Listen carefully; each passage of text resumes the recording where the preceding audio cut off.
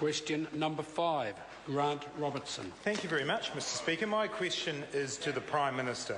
Did his inquiry, headed by David Henry, request phone call logs for contact between Andrea Vance and the Honourable Peter Dunn? If not, how does he explain the email sent from the Henry inquiry to Parliamentary Service at 5:53 p.m. on Monday, 20 May 2013? Right Honourable Prime Minister. Mr Speaker, let me start by saying David Henry's made it quite clear in his own press statement that the inquiry he led, quote, never requested the phone records of journalist Ms Andrea Vance. Secondly, with reference to the email the member is asking about, I invite him to read it carefully, and here's a novel idea, read it in full. Because what it says is, the email sent at 5:53 p.m. on May the 20th requests phone logs and then goes on to say, please note, we do not want the call logs for the two numbers of interest. That is outside the parameters of the inquiry.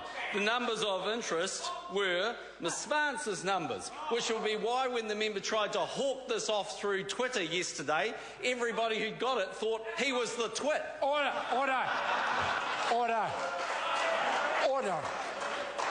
Supplementary question, Grant Robertson. In light of that answer from the Prime Minister, can he confirm that the email that he's quoting from says that the Henry inquiry is seeking contact? Order. There is too much noise coming, particularly from that sector of the House. The member can start his question again. Thank you, Mr Speaker. In light of that answer, can the Prime Minister confirm that the email that he was quoting from seeks information about contact between the listed extensions, Peter Dunn, to and from the numbers of interest, Andrea Vance? And is he saying that to and from doesn't mean contact between Andrea Vance and Peter Dunn?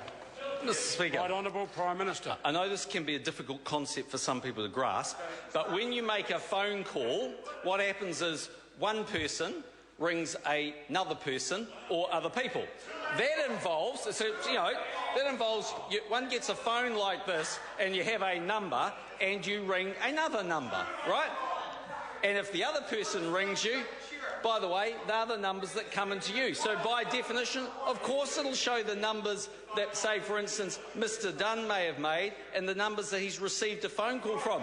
But Andrea Vance's phone records are not part of that, and they, as Mr Henry quite correctly said, do not fall within part of the interest. The phone logs of Andrea Vance were never requested and should not have been received.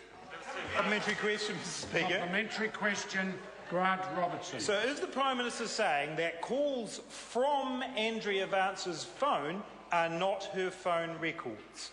Mr Speaker, what I'm saying is Right Honourable Prime they are not Order. her phone records, it's Mr Dunn's records of who he received a phone call from.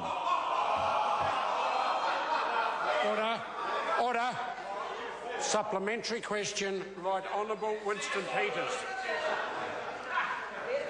This question to the Prime Minister is, has he, in his time as Prime Minister, ever involved his staff in seeking through an agency of state a private citizen's phone records be accessed despite no issues of national security being involved? That's a bit wide the mark.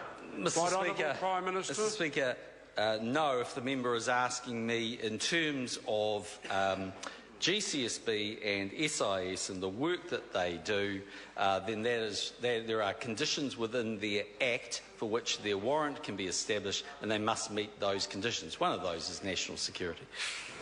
Supplementary question, Grant Robertson. Who supplied him the email from the inquiry dated 31 May that he used in his answers last week in the House?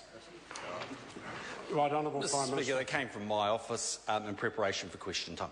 Supplementary question, Mr. Supplementary Speaker. question, Grant Robertson. How is it that his office and department were able to locate an email that showed the inquiry was not looking for phone call logs, but missed the one from 11 days earlier where they did ask for phone call logs?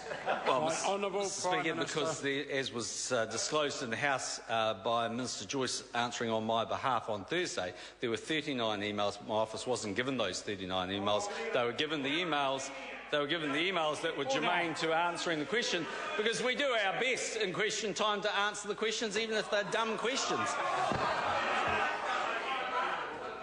Well, I'm just pointing out to the Prime Minister that those sort of comments are certainly not helpful to the order of the House. I'd appreciate it if he's assisted. Is it a supplementary question? Right Honourable Winston Peters. Given that my prior question referred to no national security issues being involved, which would rule out the SIS and the GCSB, can I ask the Prime Minister again, has he, in his time as Prime Minister, ever involved his staff in seeking through an agency of state a private citizen's phone records be accessed despite no issues of national security being involved? That is a question that's very wide of the mark. The Prime Minister answered it the first time. I'm going to give the Prime Minister the opportunity to answer it. Point of order. Point of order. Right Honourable Mr. Winston. Speaker, with respect, the question closed with the statement, despite no issues of national security being involved. The Prime Minister then answered and said that if the member is referring to the GCSB, and I presume he means the SIS as well, then he'd answer in terms of that. I specifically ruled out those two agencies with that statement. So now I want to know whether another agency of state has fitted the bill of the question I asked the Prime Minister now twice. I appreciate the question's been asked twice. I'm going to ask the Prime Minister to answer it, but I point out that it is a question that's very marginal. It's very wide of the original primary question. Right Honourable Prime Minister. Well, Mr. Speaker, because it could be interpreted in so many ways, I'll need to get some advice and give the member an answer to that. Supplementary question, Grant Robertson. Why would he not take responsibility for the actions of an inquiry that he set up that's now been described in a Dominion Post editorial as having the whiff of a cover-up? Right Honourable Prime Minister. Well, Mr. Speaker, the member should keep up. I did last week in the House when the question was asked by Mr. Norman. Yes, he did. Question number 6, Pesata Sam Lotwinga. Thank you, Mr. Speaker. My question is to the Minister of Housing.